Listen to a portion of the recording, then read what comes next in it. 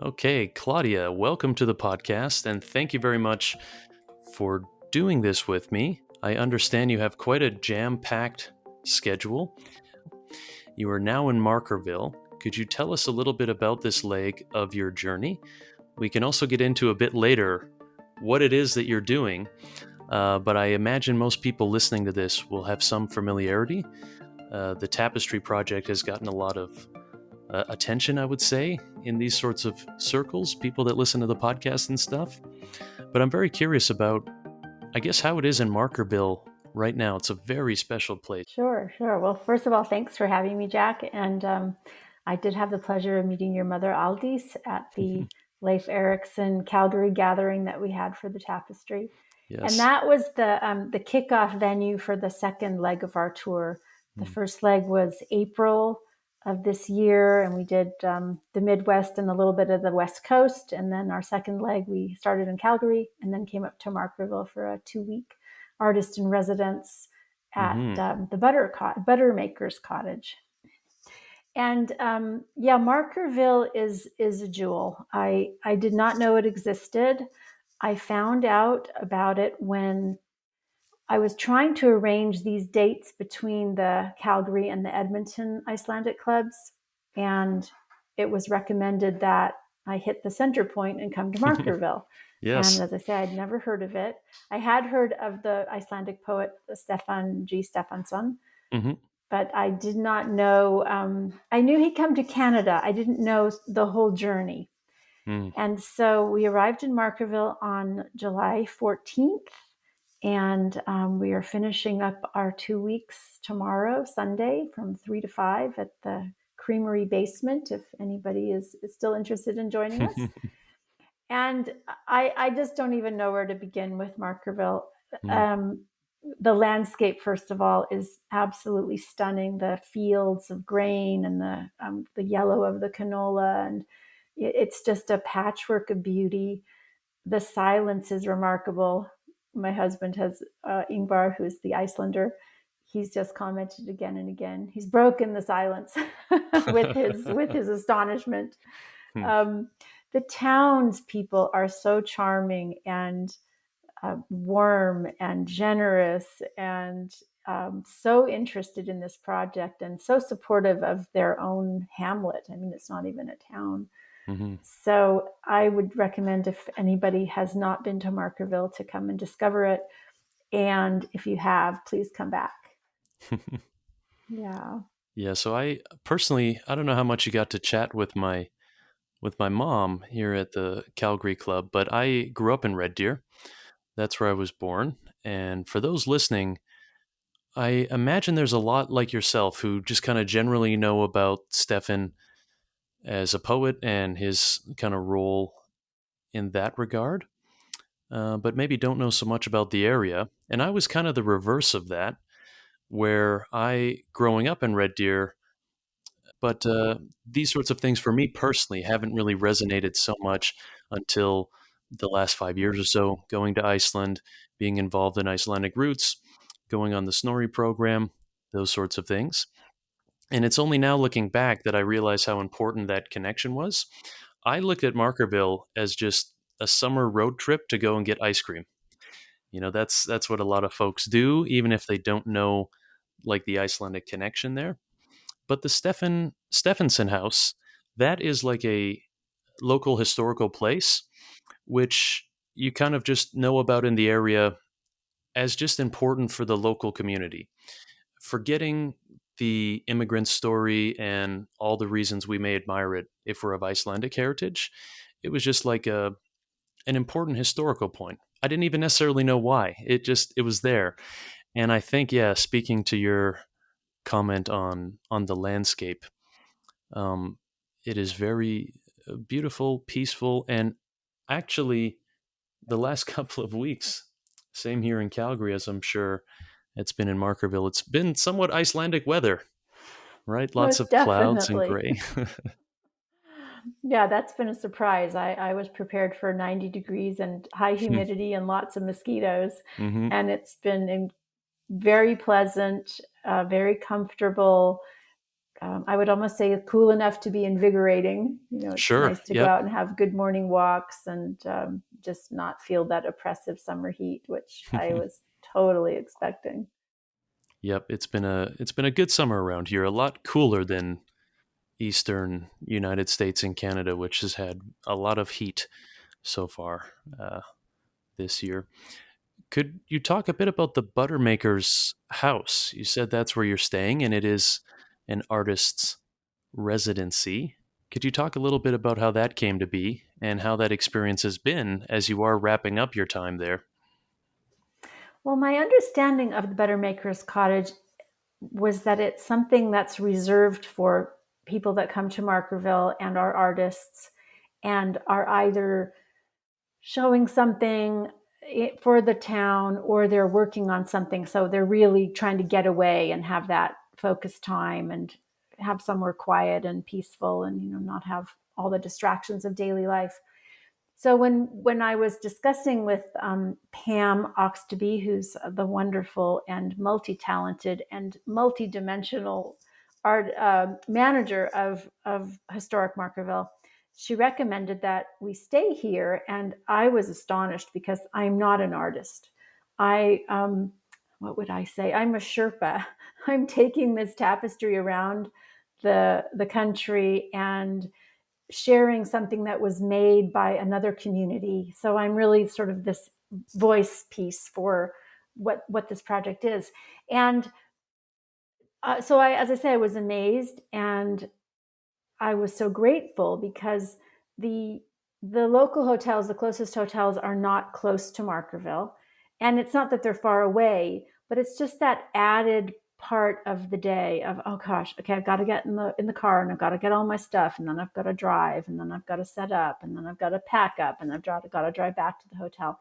So to just take out that extra stress and then just to have the joy of walking across the street to go to spend my day greeting the visitors and sewing with the people that are interested in learning the embroidery. And I would say the most fun is crossing the street and coming upon the Cafe Stova group. So there's a group that meets at 10 o'clock every morning, and it's just local people who want to get together and greet one another, say hi, have a cup of coffee. And it's just so much fun to stop by and say good morning and see who's there that day and what goodies they've brought. One day there were homemade scones, and another day there were oatmeal cookies, and so it's another sort of what would I say, like cherry on top of the amazingness of Markerville, and to see that community, and they meet every single day, even if it's 50 below. There's that commitment to the community and to checking in with one another and taking care of one another.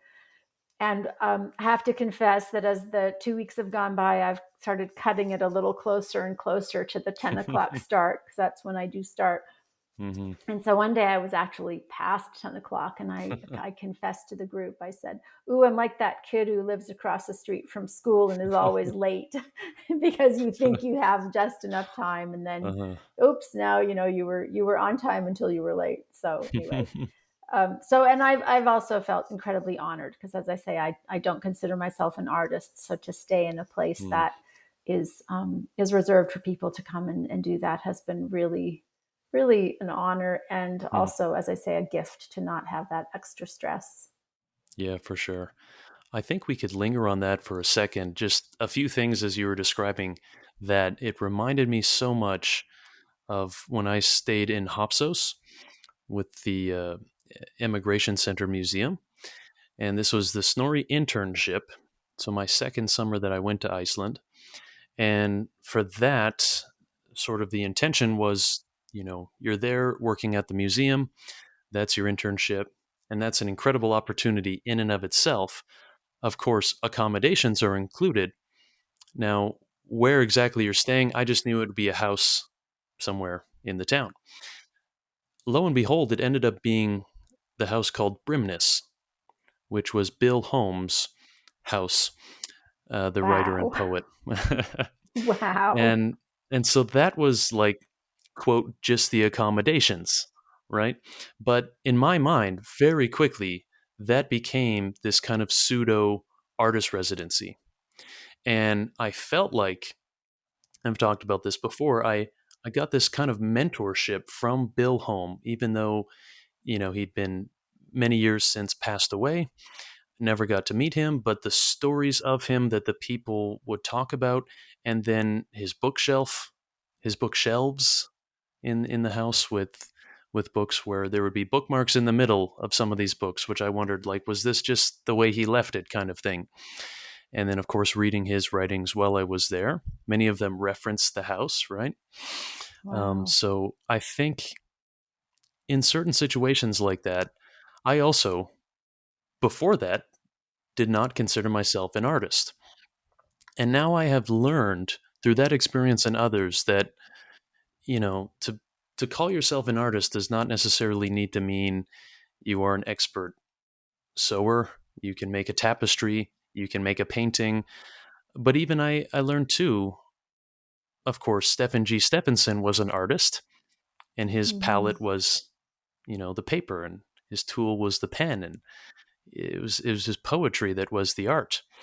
And yeah, I think there's some definite merit to going to a place like that, or like where you are, and you can kind of discover how there's just an art in living, right? And you don't necessarily need to go there as I'm an artist and this is the project I'm going to make, but you sort of discover the art of life. Hmm. I think that's really true. And I think that's what has been so exemplified in Markerville is this art of life, where the just the consideration that people have for one another, the concern, the backup, the support. And something happened with a neighbor, and he passed away, and then family that had lived very far away came in to help and to sell the house and all this. And the neighbors were so kind and Hmm. so just willing to do anything to help these out of towners to in a very difficult situation get through Yeah. it. And the woman who had come to do this, she said, I've never met neighbors like this, and I would move here in a second. I just can't. I live in way the other eastern side of Saskatchewan, Hmm. but this is just a treasure and an art of living, as you say. Yeah, something really important in that community aspect. Okay, so you say you're not an artist, but you're involved in this incredible art project. Can you now talk a little bit about the tapestry itself? And, well, I'm sure you got a lot to say on many aspects of it. I guess what comes to mind right now? What are some of the things you've been discussing with it recently, been sharing with people? Well, I think you really hit upon it in the beginning, Jack, when you described how your view of coming to Markerville was a nice place to go to get ice cream in the summer. And I think this is true of any place, that you have so many layers. So you can drive through and you can go, oh, it's agricultural and they grow food here that is necessary for all of us. Or oh, you can drive through here and not care about it at all because you're on the way to the mountains to go skiing, et cetera, et cetera. And this is what prompted the people in the town where this tapestry was sewn. It's a little town an hour and a half east of Reykjavik called Hvolsvöllur. And it sits in the heart of what would be like Njáls Saga country. And Njáls Saga is one of the 42 Icelandic sagas, and people will argue back and forth about, which is the greatest saga and which is their favorite.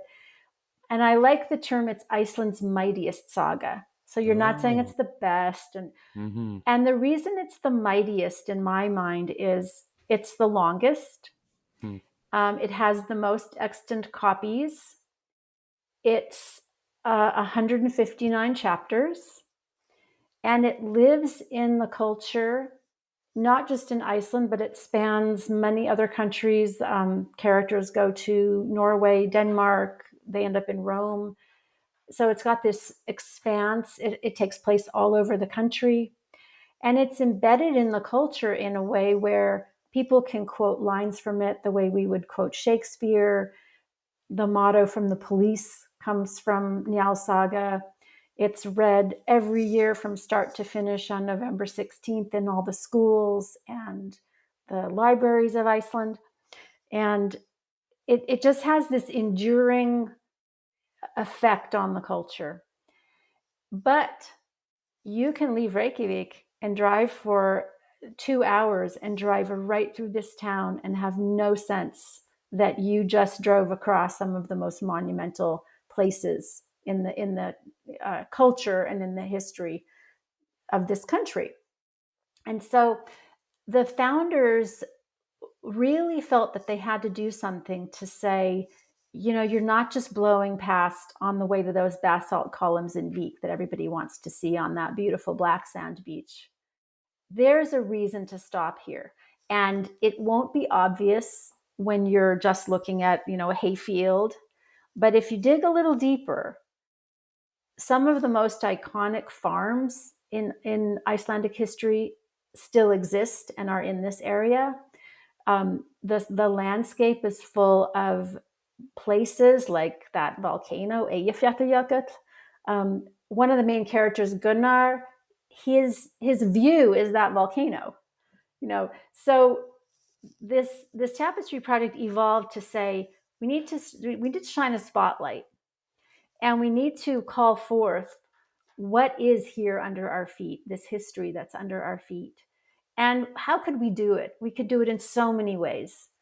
And they came up with this idea to sew 91.5 meters of linen with Icelandic wool and tell the story in the form of a tapestry like the Bayeux tapestry in France, and to invite the whole world to sew.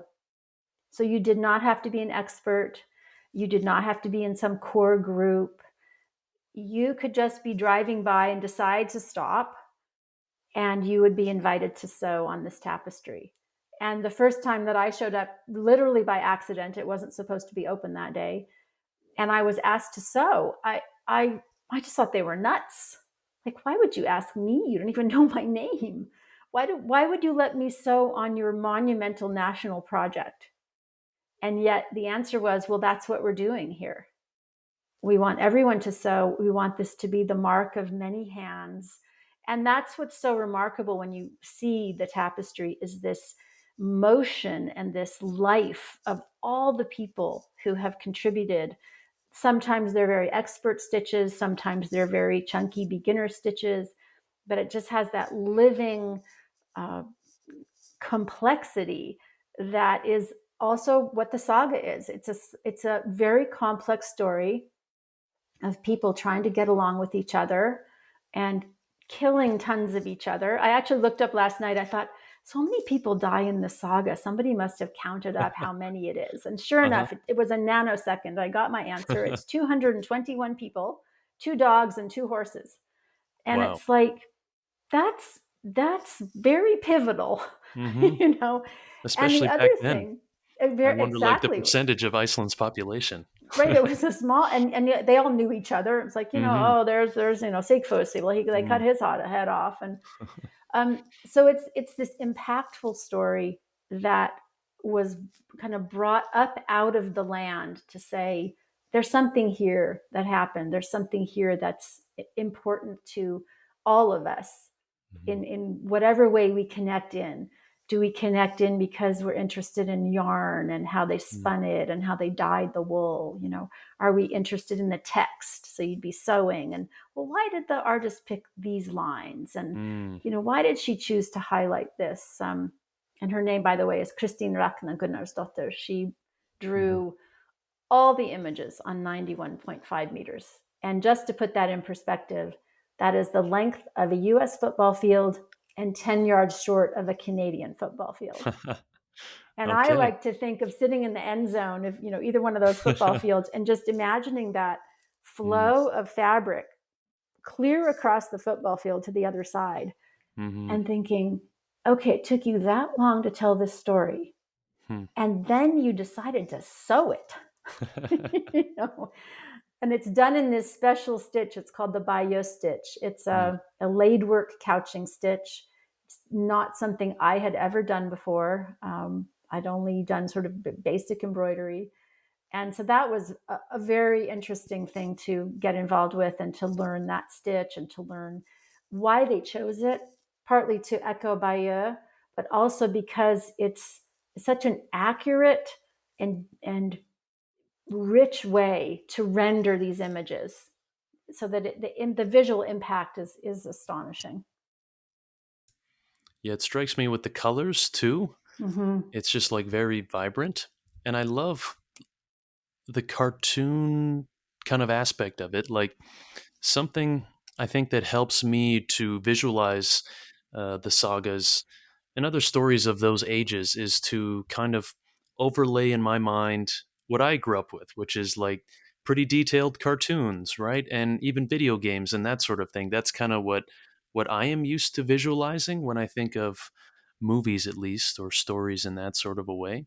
And this, I feel like, kind of brings it into that realm in my mind. At least it's very stimulating. And I, of course, haven't seen the whole tapestry. I saw actually the sample in Gimli when it was on display there. Could you talk, I guess, a bit about that? I've heard a lot about the project, but I'm still not 100% sure. What are you traveling around with versus the full tapestry, and how people listening or interested can engage with or view it now or in the future? So 91.5 meters is a hard thing to carry around and display. And that's actually what I am doing is I'm helping to create awareness and to raise funds and to educate so that we can build a museum to showcase this. I've never seen the whole tapestry on display. I came into sewing when we were about 7.5 meters from the end. So I would like to see this, in its glory. So what happened was I was sewing in February of 2019. And as I say, we had about 7.5 meters left. And my background is very European and international. And sometimes I feel like I'm not quite sure where I belong and what culture I'm in. And then there are times when I know I'm very, very American. I was born in Los Angeles and I was raised there. So I'm sewing and I ask this fateful question. I say, so, when you're done, where is this beautiful piece of art going to be on display? Where's your museum?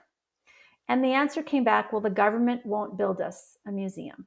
And there are a lot of reasons. And it's not that they were against it. It's just, it was right. We were right before COVID. We didn't know Sure. that was coming. Mm-hmm.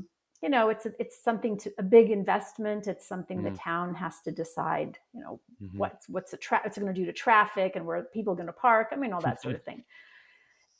And so my answer was, well, who needs the government?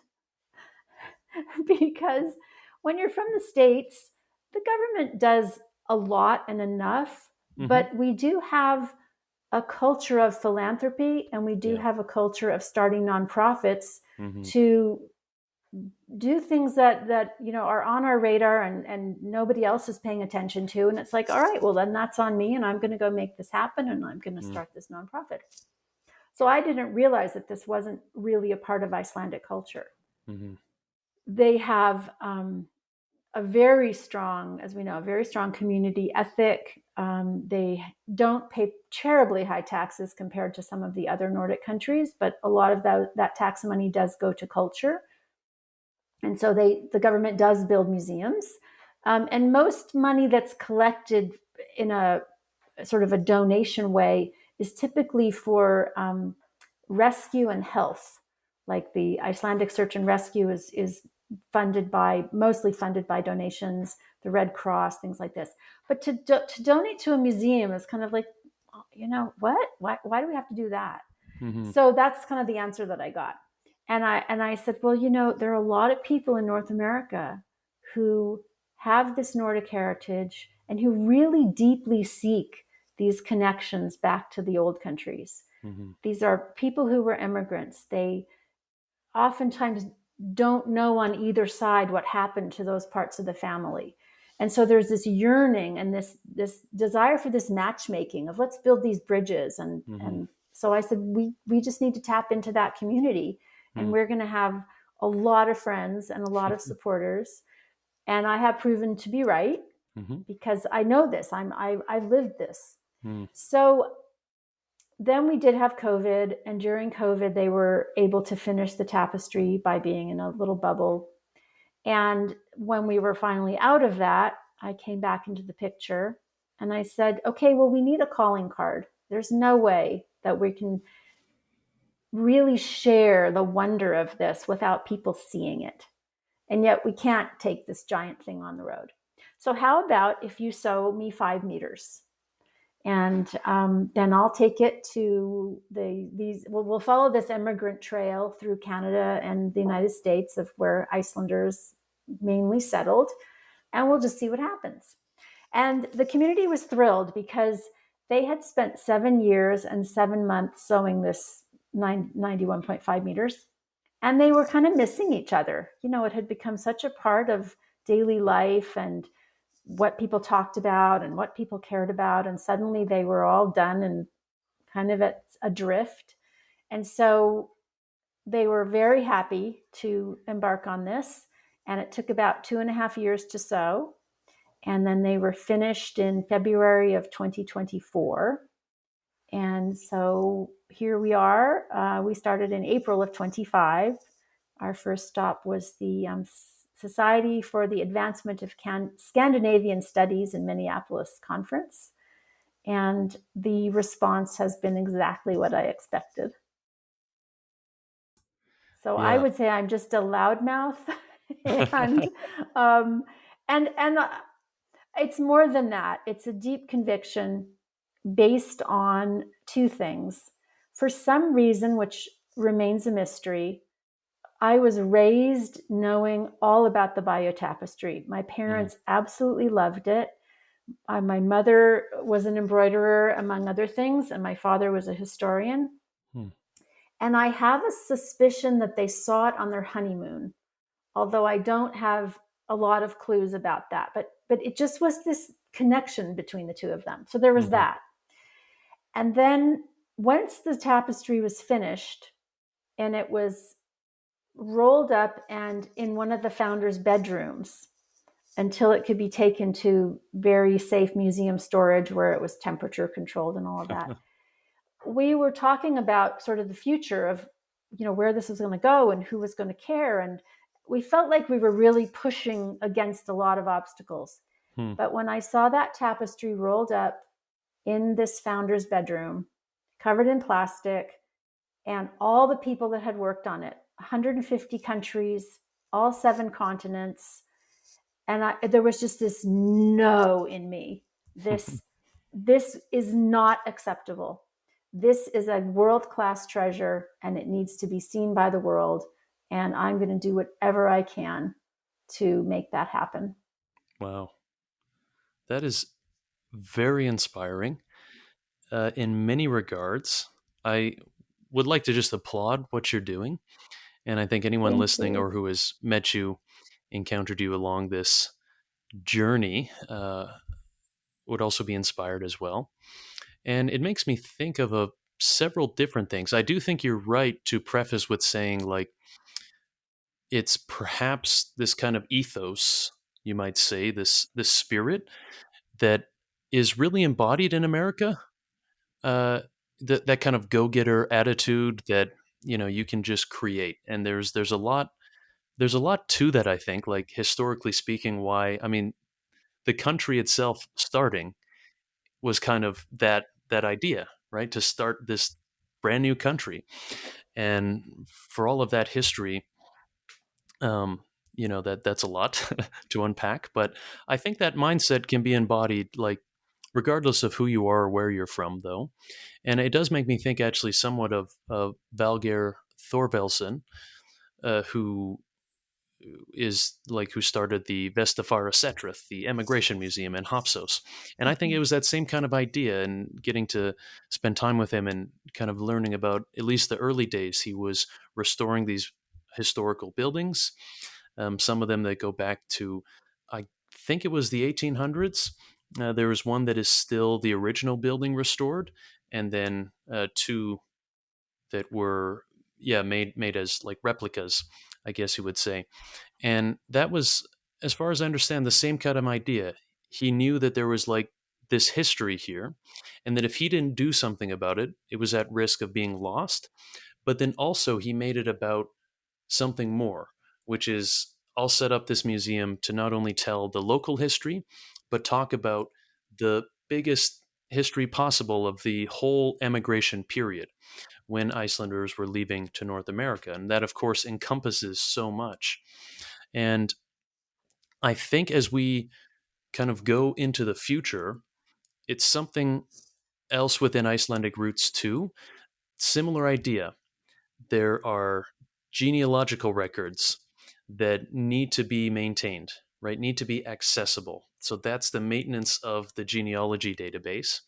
But then there's all this other history that is connected to genealogy. You can't just trace your lineage without wondering who was my great great grandparent, and what was their story, and is there any photos, is there any printed material, the records of the boats when they emigrated, and all of that. All of these volunteers involved in Icelandic roots are just working towards getting those things and putting them together so they are maintained for the future. And Mm. I guess in that way, you can kind of look at it, of course, it's like a website, a blog, and a podcast, and all these things, but it's also kind of like a museum just online, right? Um, so I think, yeah, there's a lot of this going on. And I think it is the right approach to connect it to as many communities of people as possible. Of course, the internet is a great way to do that, but I really enjoy what you're doing, which is making like a tour of it. It's really quite cool. I just love um, that concept, and I think it could be utilized for more things, whether Mm. it's art or history or whatever. Yeah, and I agree with you, Jack, because we want to be connected. And Hmm. that's what so much of, let's say, learning about genealogy is. We need to be connected. We need to know where we came from. We need to know where we're going. And then the tension in humans is, and it's irreconcilable. Do you stay home in the coziness and the familiar, and yet you're seeking and pulled, and you want to go see the unfamiliar, and then you feel like you don't have a home in the unfamiliar. So it's a tension we just will never resolve. It's part of our condition. But the online things, and they are a miracle. The fact that we can talk across video and Zoom Hmm. and things that were just unimaginable even 50 years ago. Hmm. But they are not a substitute for being in the same room. Hmm. And what has been really fun about this tour is to be in people's presence, to let's say ooh and ah over this tapestry. But then there are all these surprises, and one of them is I'm not the Icelander, my husband is. And people will come and say, oh, well, where did your relatives come from? And oh, were they from the west side of Iceland or the east side? And then we get out the Icelandic roots Yep. and we start looking in the database. And now when I do my presentations, I always start with this feature, which is, who are the cousins in the room? Hmm. And what's typical with sort of Icelandic connections, if you don't know someone, you're usually like seventh or eighth cousins away, because that Hmm. the circles have gotten big enough that you just, aren't running into each other. But on two occasions now, one in Machosen, British Columbia, where we had a week-long residency at the art center there, hosted by the wonderful Heidi Bergstrom. And then in Point Roberts, Washington, we met fourth cousins, and that's close. Yeah. And we learned history we had never heard before. Wow. And that's enriching. Hmm. That makes, like what you're saying, that's not necessarily a photograph, but Hmm. it's another piece of your story. And so that's been one of the big surprises and one of the gifts. And that would not happen if we were not in person. You wouldn't have Hmm. that person coming up and saying, I think we're related. I think Hmm. your cousin went here and my cousin went there. And sure enough, and that's the miracle of this Icelandic roots database. It is, I don't have any words. It's so deep. and Mm-hmm. so comprehensive and so helpful to make the people in the room recognize the way that they are connected. Yeah. And then something like the Tapestry Project, where you have people coming, week after week, year after year, Mm. and really building community. We talk about community all the time, but it's like, well, are we doing anything about it? Or is there Mm. any tangible result from all our conversation? And one of the things that I have hoped in this tour, and I'm starting to see it take root, is this story in Hvolsvöllur was the history in the area. This is the history under our feet. Well, there's history everywhere. Mm-hmm. And so in Markerville, well, why don't you sew a tapestry Mm. and tell this story? Or in Gimli, or in Machosen. Mm-hmm. And it doesn't have to be, let's say, Icelandic immigrants or even about immigrants. One of the ideas in Machosen was they do an inventory of all the species every year that live Oh.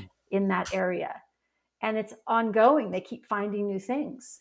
So start a tapestry, leave part of it Oh, blank, keep adding every year. That's sure. one idea. Yeah. A great idea that surfaced in Markerville is, yes, tell the story of these Icelandic immigrants. Mm-hmm. Start sewing it with Icelandic wool, but then you have Alberta sheep. So then transition over, and now you're using your local products, your local resources, and like literally weaving into this the fabric of your land. Hmm. So the ideas are limitless, obviously, but I think they're a testament again to what happens when we're in the same room, and what Uh-huh. happens when we really want to build community and not just talk about it. Yeah, those are a lot of great ideas. I feel like you're really thinking like an artist. Thank you. I can get over my imposter syndrome about being Yes. in the artist residency, but I agree with you. Um, Mm-hmm. and I think what's interesting too is here we are in a podcast.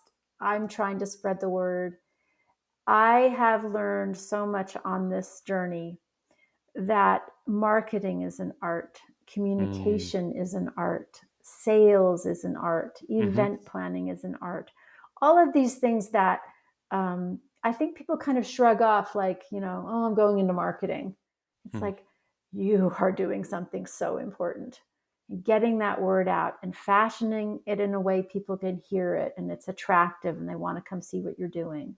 Or you totally blow it and you come into a town and you didn't do an effective job and Mm-hmm. nobody comes to see what you're doing. So there's just so much to this communication, and it is such an art, all of it, every facet of it. Yeah, no, I totally agree. And I spend so much time thinking about this, like all the time, actually. I think it's very important, just personally, where I'm at in life. But I think, most broadly speaking, in the world, is just discovering that th- so many different things of what we do, there's a certain art to it. And we can either embrace that or we can, you kind of just alluded to it. There's sometimes like a pessimism, or I don't even know what you would call it, but like you say, oh yeah, I'm just getting a marketing degree. Like, haha, it's not that interesting. It's like, oh, well, it can be really super interesting. Just lean into that and see what you can do. And I think the internet and different technologies play a big role in this. Um, yeah, I don't know. I would like to hope that as we are able to live more like leisurely lifestyles, right? We don't have to go and, I mean, just thinking about Iceland 100 years ago and for all of their history before that, for that period of time, how difficult it was to get enough food every year, maintain your shelter, look after your animals, and just try to try to get through life when there was no way on or off the island but on perilous boat journey. And then even in the modern age on the steamboats, that was not much better. And then it was only like, within the last 70 years or so, that commercial air travel was like a thing. And now people just fly back and forth there and don't think anything of it. And then our complaints are that food is expensive or my restaurant bill was high or something.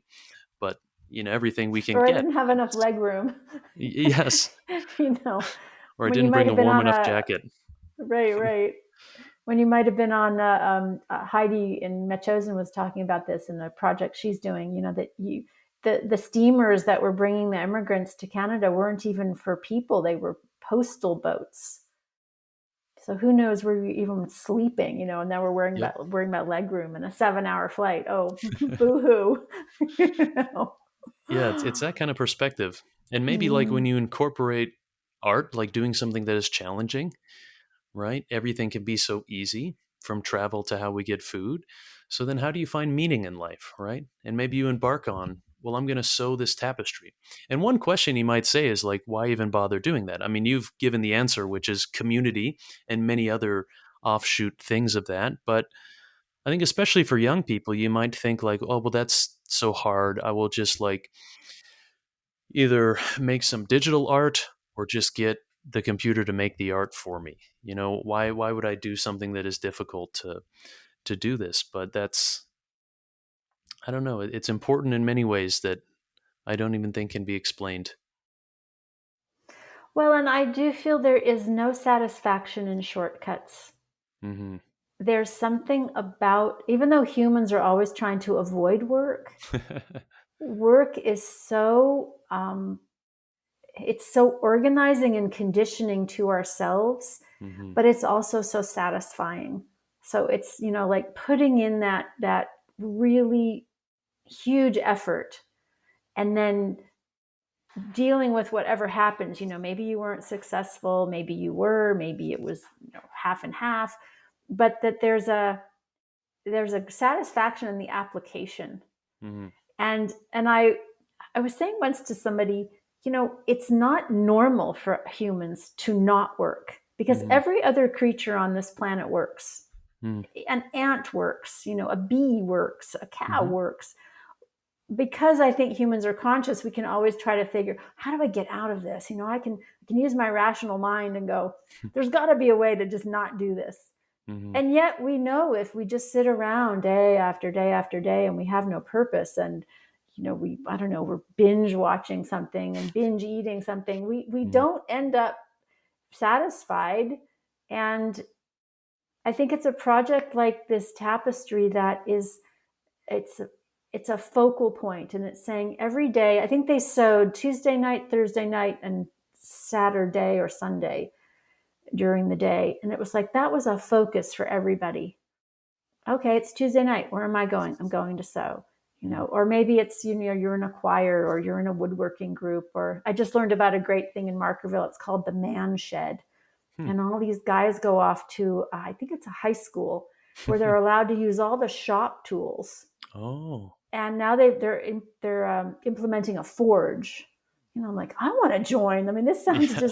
just fascinating. And then being in the creamery and looking at the equipment that was used just to make butter.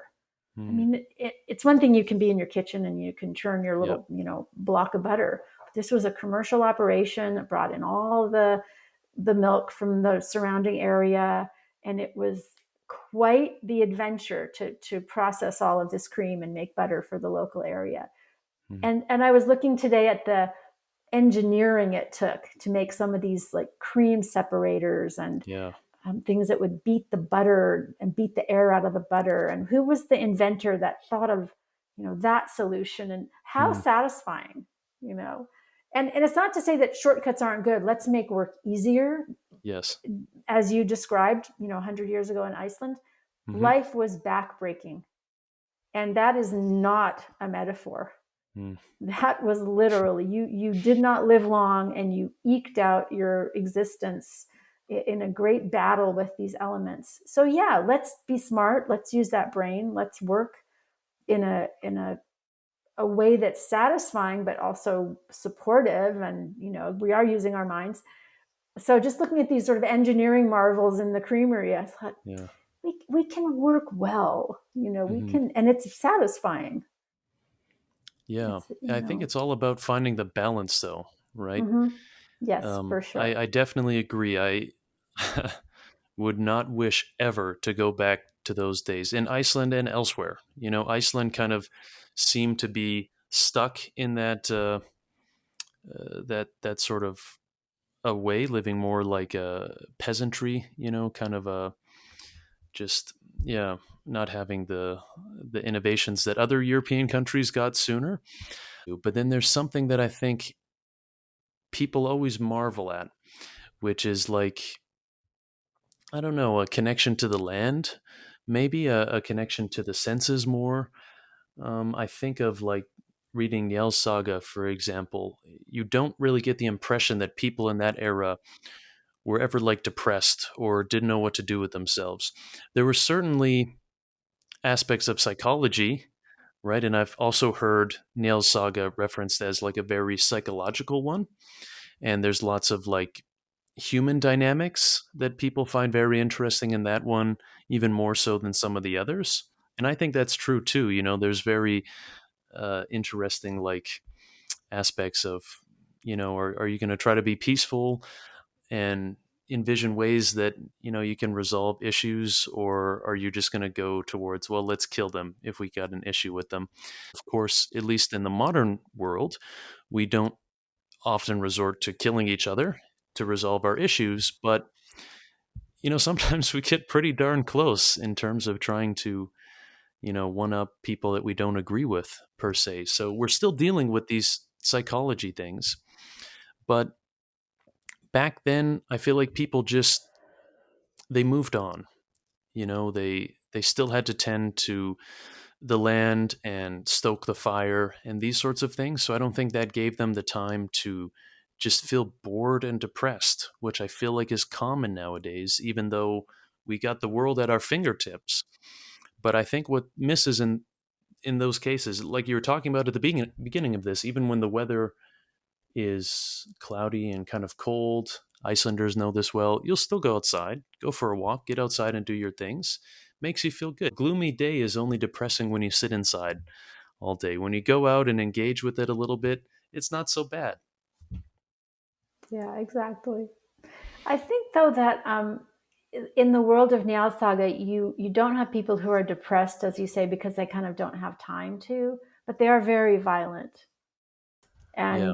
and there's a Something's going on. real, yeah, something's going on, and there's a real struggle in that saga. It's a real showcase of that pivotal point at which the Viking way, which was a code of honor and a code of always answering insults and oftentimes extremely violently to kind of make your point, versus Njal, our protagonist, who's this wise lawyer, and he is trying to use his reason and his kind of quelling those passions to say, okay, let's the cooler heads prevail. Let's think this through. Let's use this part of our brain that we have that can project, if I kill everybody over here, it's not going to go well. And if I make enemies of all those people, et cetera, et cetera. And his foil is Gunnar, who's this very good-hearted man, but he is a Viking. He does believe in upholding his honor and answering insults with force. And so there's this tension and this struggle between how do we do this? And it's something we're always going to manage. We're not going to answer. But you see the real clash of this in this saga, this worldview, these two worldviews coming at each other. And the saga showcases the conversion of Iceland to Christianity. And they're the only country in the world that voted to convert. So again, you see that rational mind of like, well, okay, let's consider our options. Let's consider Yeah. our worldviews here.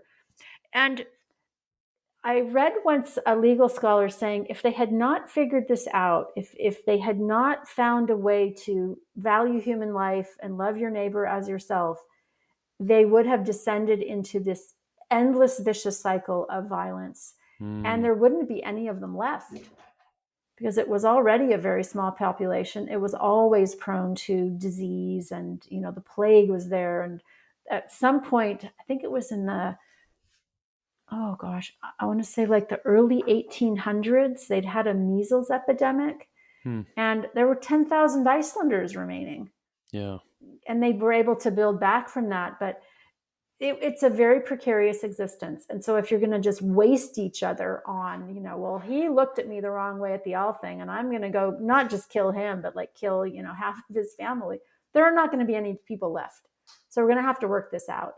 And that's what you really see in this saga, is this interplay between, I want to live in this Viking manner, which could be very noble and very protective and very, Gunnar is called the Viking that has no equal. He's a man to be admired, and yet he doesn't survive the story. I haven't given you too much of a spoiler. And at the end, there's reconciliation between two of the most violent people that have perpetrated an incredible number of these 221 murders, including the dogs and the horses. Yeah, I think so, even. No, go on. Sorry. Just as you mentioned, like the Viking kind of ethos, we still like kind of admire that today, and it's a funny thing to admire like violence and that sort of thing. I think it's just in film, movie, or whatever, even in the tapestry, right, with the bow and arrow and the swords and the weapons. Like, it's just interesting to watch that kind of stuff. But then we forget about, like, God, how traumatic would it be to just like have all of these killings going on? But that was a very normal part for most of human history. And then we wonder why, like, we still struggle today. We're not that far removed. And in certain places in the world, that is still kind of the standard, right? It's not definitely equal that all societies around the world have kind of elevated themselves beyond that. We try our best, but it's just, we need to remember that is, well, I guess it seems innate, which I don't know what that says about human evolution. It's interesting. Yeah. Well, I think we admire Vikings because there's that kind of instant clarity, like this is right and this is wrong, and I'm going to stand my ground over it. And that can be effective to a point. But one of the interesting things in Njáls Saga is it's very based on law. And if you are a law student, oftentimes you have to take a history of law class, or maybe a number of them. And you will read Njáls Saga to look at what was the evolution in this society of this legal code? Why did they even think they should have one? And a lot of it had to do with restitution, of just evening things out. So if you accidentally killed one of my sheep, well, you've hurt me because I need that resource. So you've got to make it up to me, because I'm not going to survive the winter, let's say, if I didn't have that sheep. So a lot of this legal code was these lists of, one sheep equals this much cloth, or, one, this is very un-PC, but, like one woman equaled 3 milk cows. But it's a way of describing, hey, you know what? We're all trying to get along in this society, and there are consequences when bad things happen. And if it's one thing if it's weather and all that, but if it's one person perpetrating something against another and making their survival precarious, again, if we're all going to get along here in this community, we've got to work something out. So there is this real quid pro quo kind of thing. But then it gets into this tit for tat, and it starts to have a lack of logic. So it becomes, hey, well, you killed my servant. Okay, well, he wasn't a family member. Yeah, but he was really strong.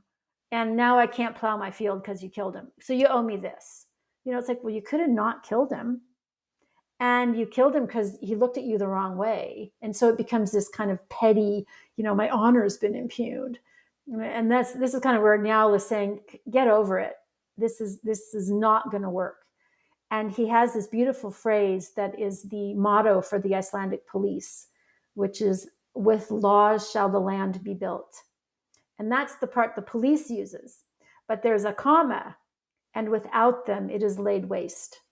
Oh, wow. And this is really you could say this is like the most important sentence in this whole saga, because this is what it's exploring and saying, what happens. And I think that, again, we've been talking in this whole conversation about this tension between, we have this very impetuous, brutal part of ourselves. Mm. And then we also have this reasoning mind that can forecast and think, well, it probably isn't a good idea if I do that. And it's always a polarity we have to manage. It's Mm-hmm. not something we're ever going to solve. And I think that's one of the compelling things about Njáls Saga is, I read the saga over and over. Somebody could say to me, oh, aren't you bored? Don't you know it by now? Well, it's got a lot of people with similar names, and so you're kind of like, was that Sigfridsson, or was it, was that the Hildegund? No. Oh. So it takes a lot to kind of keep it all in your head. Mm-hmm. But then it's always this journey through how are people contending with the circumstances. Why did so and so choose to do that? Sometimes it is people who are bored and just want to cause trouble. Yeah. And poor Gunnar, he's always getting these kind of bored people wanting to cause him trouble. And every time I read it, it breaks my heart. It's like, oh, there are those people. They just Mm-hmm. have nothing better to do than make somebody Mm-hmm. else miserable. And then there's always the hope. For some reason, hope springs eternal. This will be the time when they make the right choices, and they all live happily ever after.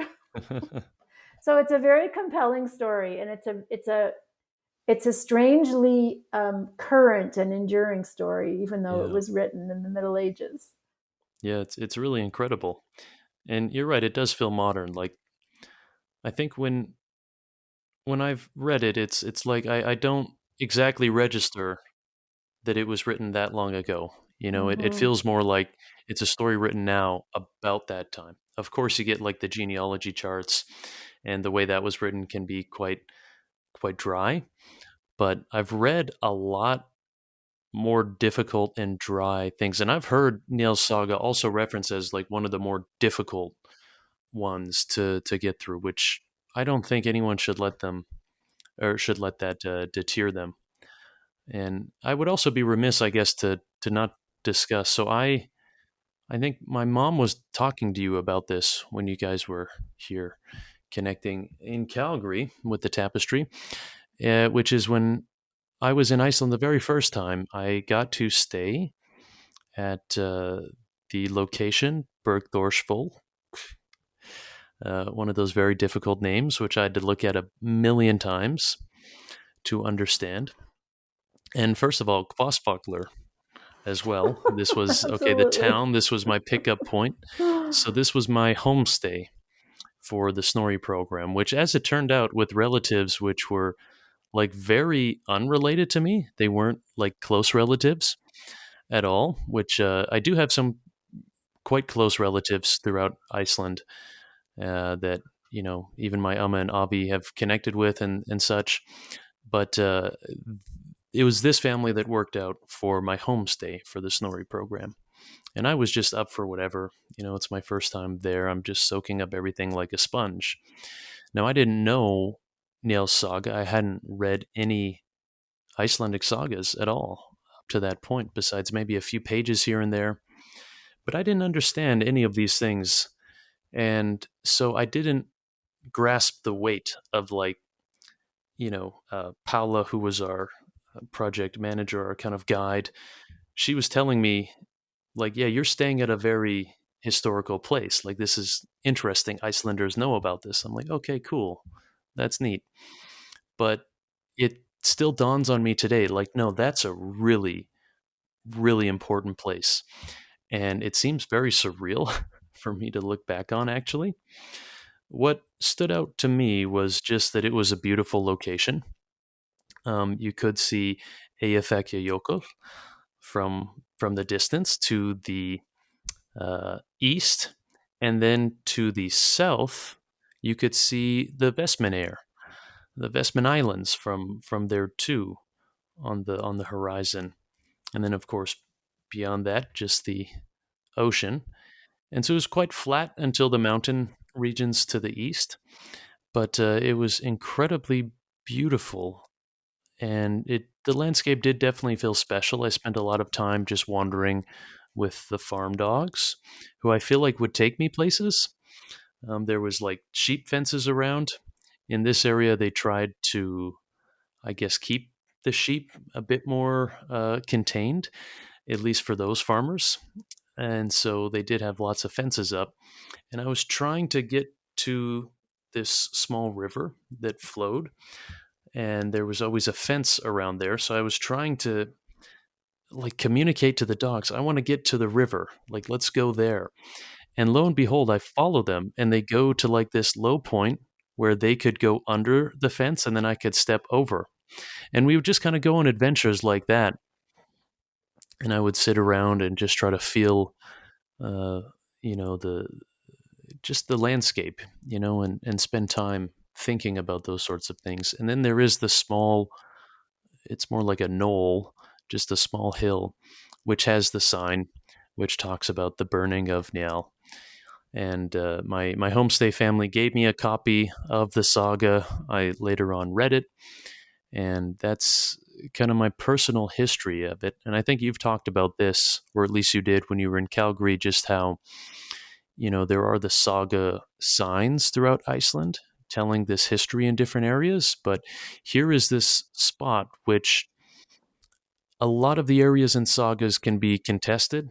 Like, oh, we think this happened here, or this maybe was the location there. It seems quite certain that in this case, that was the location of the farmhouse where it burned and where this real person, character in the saga, burnt down in this pivotal part of the book. Yeah. Mm-hmm. Yeah. No, it gives you goosebumps. Uh-huh. And I think what's lovely is that Icelanders are such incredible record keepers.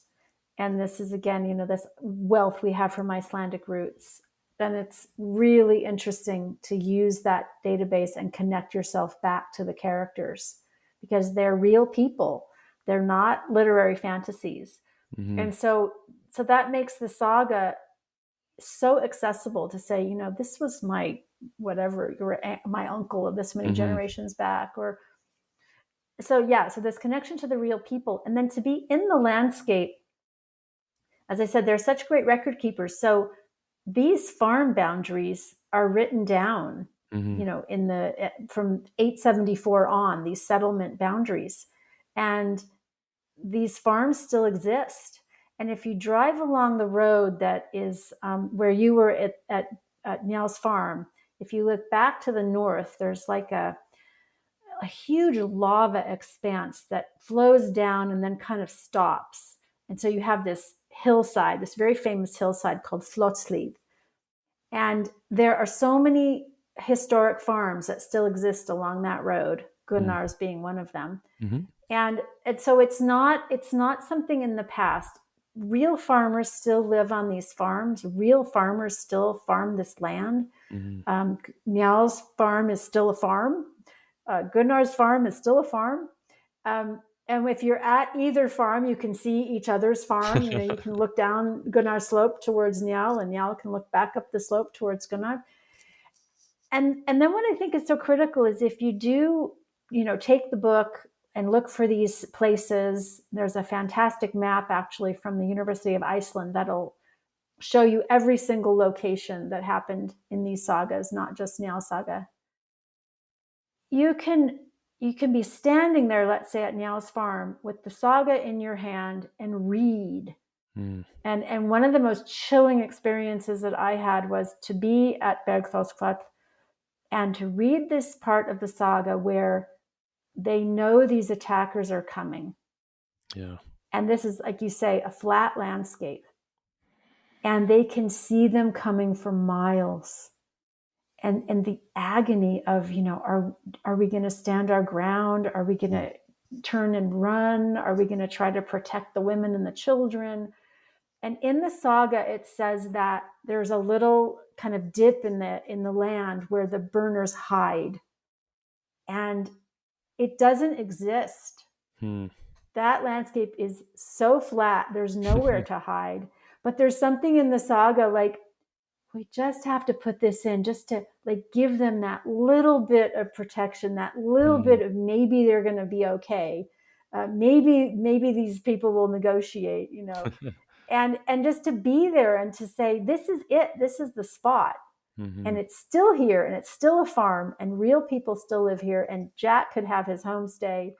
And then what I think is like the most banal and crazy and amazing fact is in 2023, I think it was, or 24, one of the Tapestry founders' husbands is a real estate agent. And I was in the office when he had just sold Njáls Farm to the new owner. And it's like, wait, you just did what? It would be like selling the White Cliffs of Dover or something, Sure. like, well, I've represented this property and I've handed, it's just so iconic. And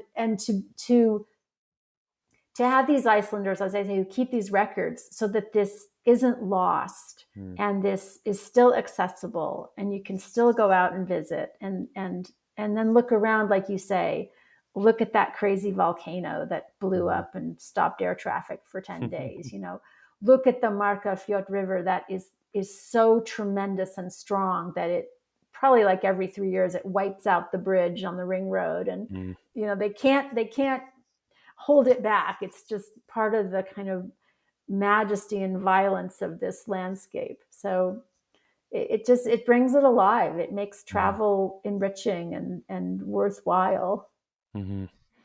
Yeah, and these experiences, as you illuminated, like that, what I got to experience there was not unique to me. Certainly, I was lucky to be able to actually stay there, but at least while I was there, and I don't know, I think they were thinking of selling, so that was probably the sale that you referenced of the property. But there was they had a guest house, so it was an Airbnb, so you can stay there. And funny enough, they didn't even necessarily market it as such.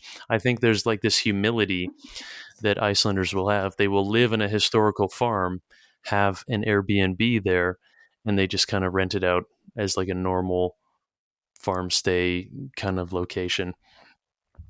Yeah.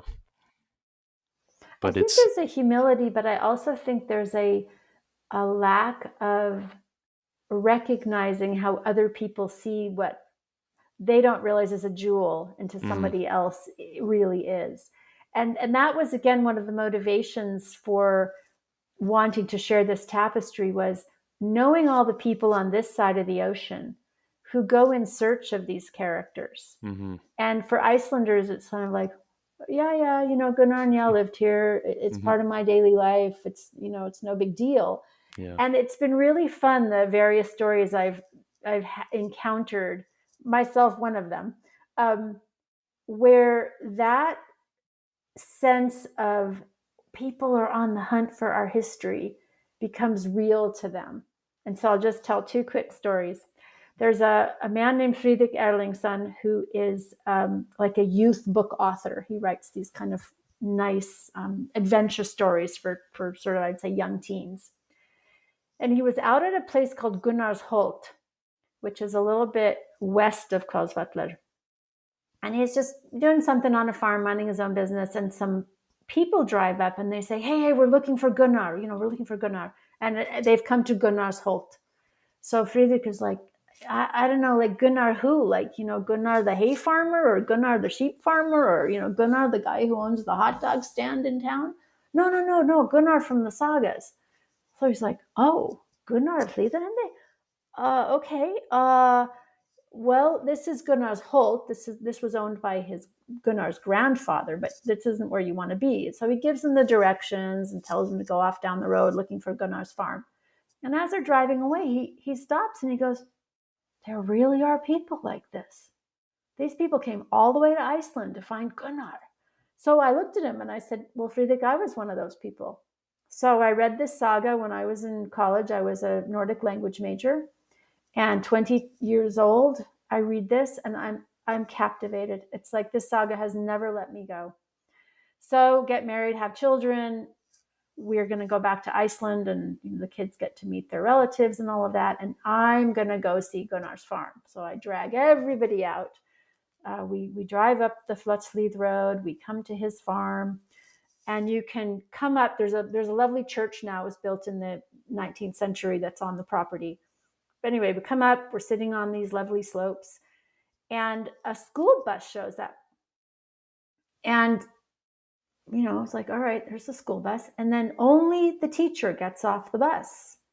And he comes walking over to us and he says, hi, like, who are you and why are you here? And I was like, oh, we've come to find Gunnar of Hlíðarenda. And like, you, who, what? And you've come all the way from the United States? And so we tell him this whole story. So he looks at us and he says, well, I have a busload of kids who think this is so stupid, they won't get off the bus.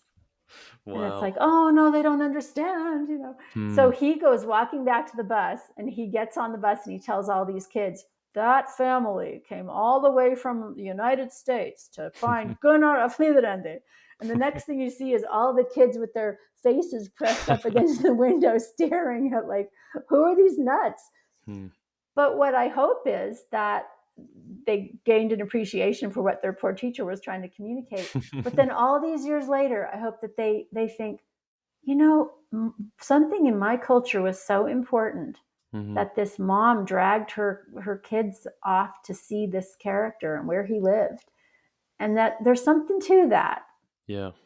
It's like I, as an Icelander, have to revive what it is Hmm. that is so remarkable about this contribution of the sagas to world history and world culture and world literature.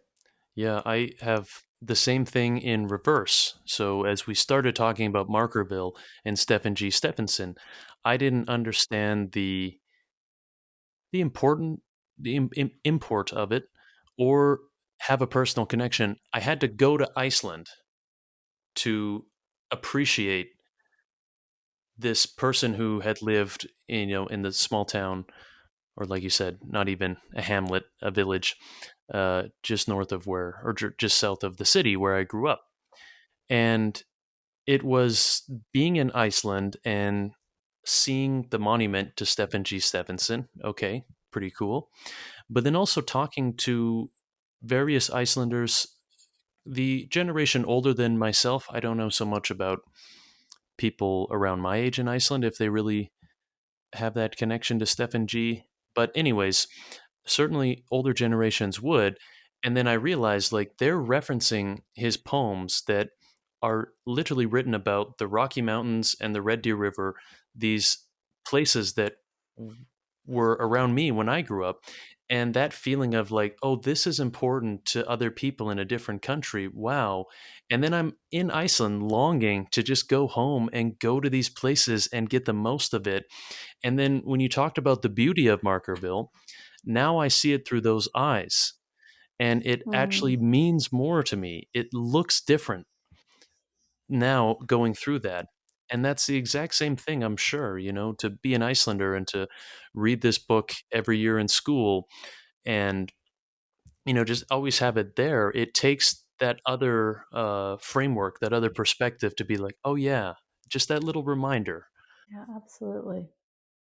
Well, this has been a lovely conversation, and I knew that there would be all these different directions to go to.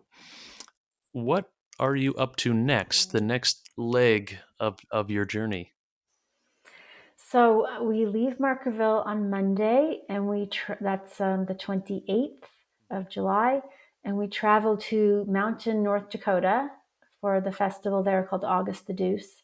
I think it's the 126th anniversary of this celebration, and they celebrate the inception of the Icelandic Constitution. So that's the reason for that festival.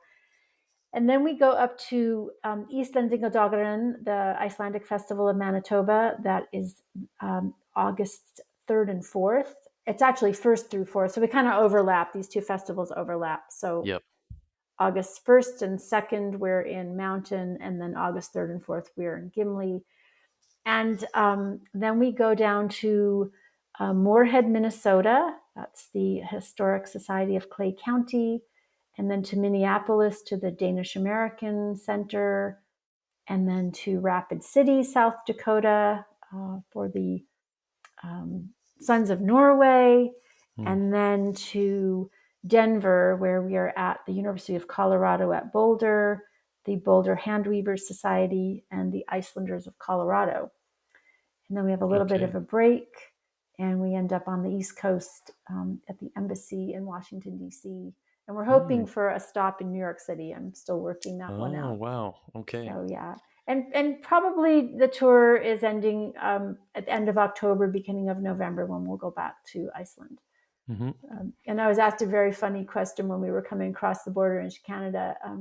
Described what we were doing. We're on a tour with this Viking tapestry, and the customs man was kind of like, okay. And then he said, and this is leaving Canada. You're taking it out of Canada. And I said, yes, I better. I'm going to get in big trouble. It does have to go back to Iceland. Mm-hmm. Yeah. So just again, following that immigrant trail, Mm-hmm. and finding cousins along the way, and then all the people that are interested in the sagas or literature or handwork, Yeah. wool It, spinners. there's kind of those three domains, right? The people with the Icelandic connection, of course. I think it's an easy sell, so to speak, to them. Right. But then just world history, right? Mm-hmm. And then also the handiwork, so the artistic aspect of it. Yeah, they call themselves the fiber artists. Okay. Mm-hmm. And then the And people, actually, I've met quite a lot of people who raise sheep, and they're very interested in oh, the different coat that the Icelandic sheep has. It's a very mm-hmm. unique breed, very isolated, brought to Iceland in the 800s, and then no interbreeding or anything with Mm-hmm. other strains. And then just how it spins, how it dyes. Mm. So a lot. I'm learning a lot, things that I don't know at all. Yeah, and then I that like would sheep, be but I don't know much about sheep. that would then be piquing the interest of the people. Yeah, I mean it's the Icelandic sweater, right? And so many people Yes. uh, are interested in that. And then they also have the woolen circle. Are you familiar with Mm-hmm. that? And it's kind of in the same area, right? They kind of mimic the golden circle, and then there's these stops you can go for Icelandic wool Yes, or for precisely. sweaters. Hmm. I Mm-hmm. feel like this could Yeah. almost be tied to that. Yes, Hmm. absolutely. And I have to confess that, as I say, my intention was outreach, education, fundraising, and not realizing what would kind of come back to me. And it's been this discovery of cousins, and then the really deep interest that people have in fiber arts, that to me, it's a whole Mm. sort of sub world that Right. isn't part of the mainstream. And people are just sitting in their corners at night and knitting or embroidering or crocheting or weaving, whatever they're doing, but that there's a vast group of people Hmm. that are just keeping this going, and it's their it's the work they do every day that is not undone, and not frivolous or worthless Hmm. or boring or any of that. It's really satisfying, and so it inspires a lot of people to kind of live in this world and investigate. And I noticed I bought some BC cherries, and washed my hands a lot, washed my hair a lot, and that Uh-huh. cherry juice stayed on my fingers for 3 days. And I thought, this would probably dye wool Mm. really well. So Hmm. I'm starting to think this way. I think the Saskatoon berries too would be Oh, an sure. impressive color. That's another one of those lost things, right? Mm-hmm. Our ancestors would have been looking at that. What things make different dyes. Nowadays we don't have to consider it. Everything's just our clothes are dyed Yeah. for us, and we can buy hair dye and stuff like that. We don't need to procure Right. it ourselves. Yeah, I'm curious what the canola would do, because you've got a really Oh, vibrant green leaf, and then you've yeah. got that yellow flower. So I hope somebody listening out there decides they're going to go out in their backyard and Hmm. Use what you got. Be yeah, creative. and let us know. I'd really be curious. Hmm. And so, how? I guess we can finish on this note. Uh, Thinking about the end goal, I guess you could say, which there's never an end to anything. It's just the beginning of something else. But having this to be able to be displayed on a museum in the town, what is that goal looking like? What, if any, is there anything that anyone listening can do to get involved, et cetera, et cetera? Let's finish by kind of painting that picture. Sure, I love that. Thank you, Jack. the goal is obviously that we will all be standing one day looking at this 91.5 meters of this monumental story before our eyes displayed in this medium. So right now the town of Hvolsvöllur is deciding upon the venue where this museum will be put. And there are some options, and there's a very important vote in September for the city council. So please keep that in your mind and hope for the best outcome. Our fundraising is going well, but obviously anybody who wants to write a really big check is welcome to, or make a donation online. And if you go to the Icelandic Roots website, you can, and you go to the donation area, there are all these choices of how to donate to the Njáls Saga Tapestry. And I'll just highlight two just for the fun of it. One is that you can sponsor a chapter. So there are 159 chapters in the saga. And if you pick your favorite, or pick one that really means something to your family, or it's a wedding gift, or anyway, just a nice way to support the tapestry and honor somebody. And then the other is to become a friend of the tapestry. And if you're an organization, for example, like Icelandic Roots has already done this, then when we have our wall of friends, our architect wants this to be a tapestry of friends. So your organization's logo would be displayed in the museum. And to sort of put the cherry on top of what you're describing in terms of what are the goals, yes, we want to see this tapestry displayed. Yes, we want to have a museum. People still come 1,000 years later to see the Bayeux tapestry. That's a big goal of mine. I'd like people to be looking at this work in 1,000 years. But also to have continuing education and artist residencies. And that will be part of the complex, that you can come and learn this stitch. You could be a fiber artist who feels a connection to the land, the wool, the plants that are used for dyeing, the Icelandic sagas, and whatever it is, that you'll have a place to encounter that experience for yourself as an artist, but then hopefully to share with the community. So that this whole idea of tapestry is not just an artifact. It's something that is a living, growing, evolving experience, because it has shown itself to be something so remarkable for community. And then one of the best ideas that our architect has, she wants to have the exhibit be like a spiral, where you would start at the top and you'd go round and round till you got to the bottom. And you, in this kind of cone at the very bottom, you could have somebody playing music. And I just imagine like the Icelandic pianist right now, Viking who is so capable of evoking mood. Just to walk down looking at these images and this history and listening to this music wafting up from the bottom, I have goosebumps just talking about it. So anyway, I really invite people to support us. It's Icelandicroots.com. Mm-hmm. And what I really hope more than anything is that when we cut that ribbon, there are just crowds of people who want to see this, and who want that they want to say, I was there. I was there when we got that initial wow of 91.5 meters of a crowd-sewn tapestry in a crowd-built museum.